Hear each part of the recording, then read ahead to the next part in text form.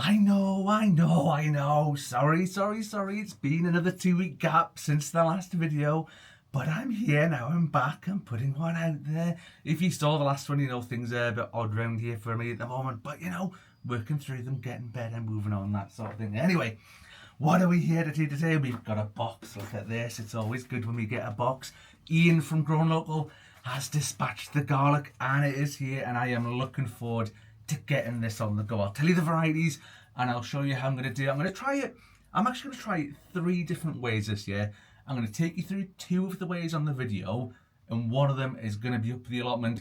I'm not going up the allotment today. I promise within the next week or 2 we'll be back up at the allotment. We'll get a video done up there. You can see what it looks like at the moment. There's a lot of end of summer, autumn-y sort of jobs need doing up there, tidying up and stuff. So we'll get up there and we'll get some of that done. Anyway, varieties. We've got 3 different varieties to try, and I'm really glad Ian has put labels on the bags because I threw the leaflet away that came with it, the delivery note. So we have got Provence White. That is the first one there.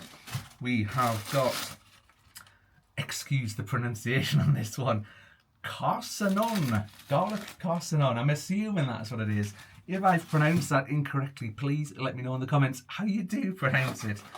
And we've got some elephant garlic. Now, this is only my 2nd time doing elephant garlic. I did it a few years ago, not for me and mine, this is someone else. And it was rubbish. Honestly, I had an absolute disaster with it. And it's something I'm really keen to try because it's big, it's chunky, it's a bit more of a sort of mild garlic taste to it. It grows, it looks like a leek kind of thing, and that's how I really want to get that going. So a little bit of effort into that one this year. But anyway, speaking of garlic, last few years, right, apart from this year, so it's funny saying about the garlic because I'll say last year, this year, because when I start the garlic off, like I'm doing now, you always start off in sort of October time, but then it's not really ready until sort of June, July time of the following year.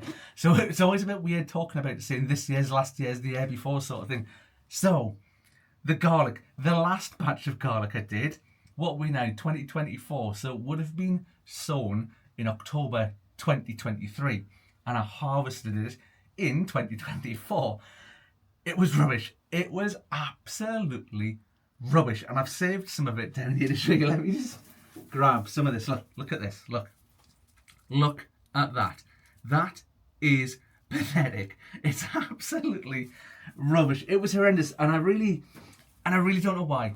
I don't know why it was that bad. I did everything I normally do, and it turned out like that. We know this year has been a bit weird, a bit funny.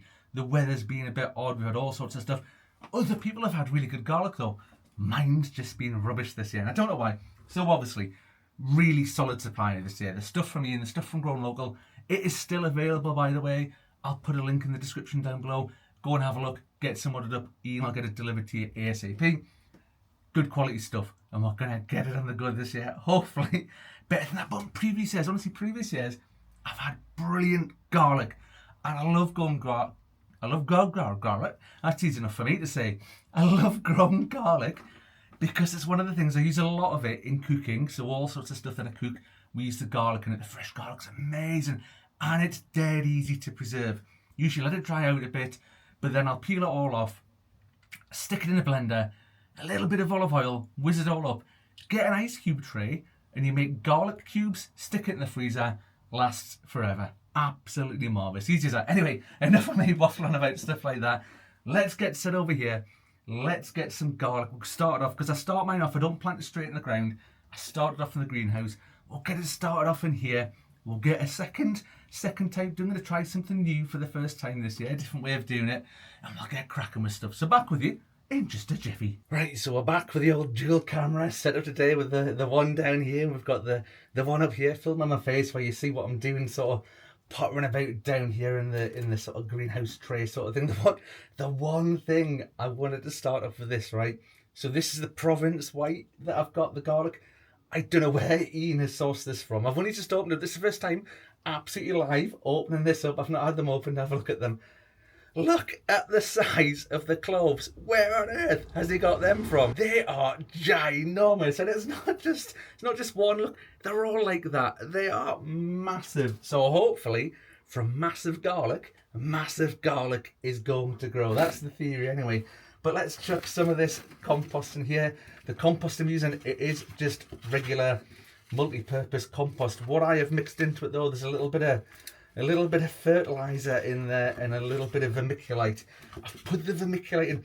I don't want the garlic getting really sort of soaking wet all the time. I want there to be reasonable drainage in the compost because I don't want it to rot.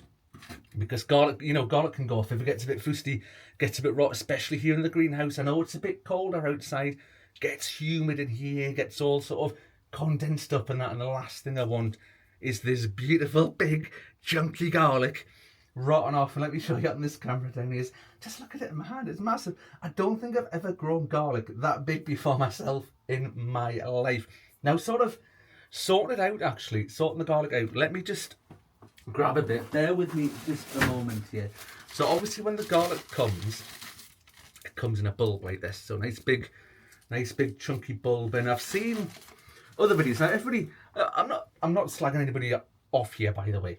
It's like everybody does the thing in their own way. This is my own way of doing it. I've seen people before like really going to town with these and like, you know, pick the bit off of the bottom and they'll pick the bit off of the top and we'll do all this and we'll do all that and we'll get it perfect. I just sort of break it out the bulb, give the cloves a little bit of a sort of dust over like that with my finger, and whatever comes off, comes off. If the top bit comes off, it comes off. Let me show you this one here. You can see that one there. You see the top bit hasn't come off on that one, but it has come off on that one. So it doesn't make much of a difference. I find that faffing about with it doesn't make that much of a difference. And the one thing I am going to do this year is plant it in these little cell trays a little bit deeper than I normally would. I'm just going to put a little bit of compost on the top there to show you how it's going to look. Now in previous years, what I've done is just kind of stuck them in like that, and they've just been sort of poking up. They've maybe been about 1/2 to 3/4 in. Now I've done a bit of research after, you know, the garlic disaster of 23, 24 we should call it. And I think putting it in a bit deeper, obviously this is just going into the cell trays. When I come to plant this outside, it's going to go even deeper still. So again, like I said, I've normally leave them poking up. I mean, that one there is poking up a little bit. I'm not bothered about it though, but it's just because I didn't fit it in the thing very well. I mean, look at that. How am I going to fit that in there? Honestly, the size of this stuff, man, is ridiculous. Let me see if I can get that all the way in there. It's gone in all right, and we'll pop it on, and we've got one left. I do have another. So in each one of those sort of packs that Ian sends out, so they come a little bag, there's two bulbs in each of the packs. So I will fill all of this up. I'm not going to do it here because you don't need to see me doing exactly the same thing, but I just wanted to tell you a little bit about the mix I'm using with the fertilizer in it and the vermiculite, and then that I'm putting it deeper than I ever have done before. So we'll pop that in. The one thing to watch out for is if you're doing it the cell trays like me, so this will be in the greenhouse probably for about a month, I reckon. Want to see a nice big lovely green shoot coming out the top in a really good root system before I put them out. Plant them direct, by all means, plant them direct. That is perfectly fine. This is just the way I like to do it. I like to get them started before going out. Just makes them a bit more resistant to any pests or anything that might come and try and attack it, or any sort of adverse weather or something like that. If they're started off, if they're established, it just makes them stronger for going out. The one thing to watch out for before I start waffling on is when the roots start coming out, because the garlic's got such a strong root system, you'll find it'll try and push the clove up. So when you've got it in here in the cell trays like this, just keep half an eye on it, because you might come down one day and you'll have the garlic, it'll be sort of sitting right up here, and big sort of straggly roots push right out of the cell tray with it right up at the top there. So that's one bulb of garlic that we've got in there. I did mention I'm going to do it another way, so I'm going to use one of the buckets. You know the buckets that we use for the potatoes, right? So I'm going to give it a try. Now I've seen Eli and Kate doing this in the past, and they've had great results with it. So I think I'm going to copy Eli, and I'm going to put the garlic in the bucket. So bear with me just a minute. We'll get set up over there, and we'll get one of the buckets on the go as well. right under the bucket, and I'm placed quite precariously here to try and get it all in shot in the greenhouse. And I've got the sun shining right more there, right in my eyes, and obviously in a greenhouse there's absolutely nothing to stop it. But yeah, this is just one of the bog standard 30-litre potato buckets that we use every year for the potatoes. It is already full. What's it full of? It's full of the compost. It's full of the compost that gets used for the potatoes every year. So I've not used fresh compost. I have added some nutrition to it. There's some fertiliser gone in there, and I've got some well-rotted manure on the top, all being mixed in. Jobs are good, and I probably will feed it throughout the year because it's pre-used compost, you know, all the nutrition's gone out of it. Need to keep an eye on it. Need to make sure it's still getting nutrition that the little cloves, there I go again, the little cloves of garlic needs. So I think I'm going to do 4 in a bucket. So in this size bucket, I'm going to do 4. Could I do 5? I might get away with 5, but I'm not going to push it. I want good garlic, so I'm not going to push it. Honestly, if I don't throw it about the greenhouse, then it should be very straightforward, and I am literally just going to push it in. And again, I'm going to push it down a little bit deeper than I would have done previously.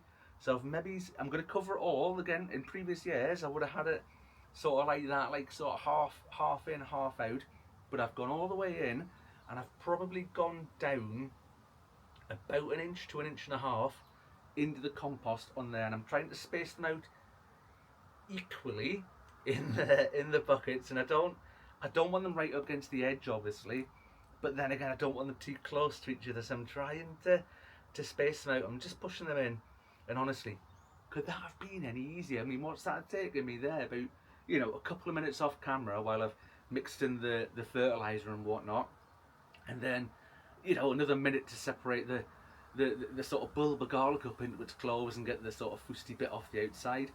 Push it in. Jobs are good. And that, again, this is going to sit in the greenhouse for a while. Once it starts shooting up all nice and lovely, looking good, they'll go up to the allotment. Jobs are good. So as quick and as easy as that this morning. That's 2 different ways done. I do have one more way to do that. I'm not going to show you the full thing, but I will be back with you in just a jiffy. So there we go. Here's the one. Let me just finish off here and show you a few things. There's the garlic in there. I'm going to fill up the rest of this tray with some of the other variety of garlic, but just in exactly the same way. I mentioned there's a third way, and there is going to be a third way. I'm going to go up to the allotment, and I mentioned before, I start all my garlic off inside the greenhouse. We're going to sow some direct, but it's pretty much identical to what I've done in here. It's not going to be any different. It's just going to be in the ground, but we'll do that. I'll show you that in a different video. I'll show you me doing that. I'm not going to leave you hanging. One other thing I just wanted to show you was the elephant garlic. And I'm just going to open them. You know, before I said everything was done live, I've not been in. You can see there, it's still sealed. I've not been into the packet. Apologies for the crumpling on the microphone. Oh, look at this. You see there? You know what I mean? Look at that. I'm so looking forward to getting that on the go. Again, the way I'm going to start these off, exactly the same as these ones I've done here. The only difference is going to be, if I can find it, obviously we need a slightly different cell tray, one that's a little bit bigger. So you can see there's loads of room in there. Exactly the same technique. The green tray over here is still full of compost and whatnot. I'm going to use that, fill this up, get them in, get them on the go. And why not thinking about subscribing? If you subscribe, you can keep up to date with everything that's going on, you know, into next year. You'll see whether this technique for doing the garlic works, or whether let's just show you this again, or whether we end up with this again. Let's just wait and see, but there's only one way to find out, isn't there? Anyway, that's me done. Thank you for watching, folks, and I will see you on the next one. Bye for now.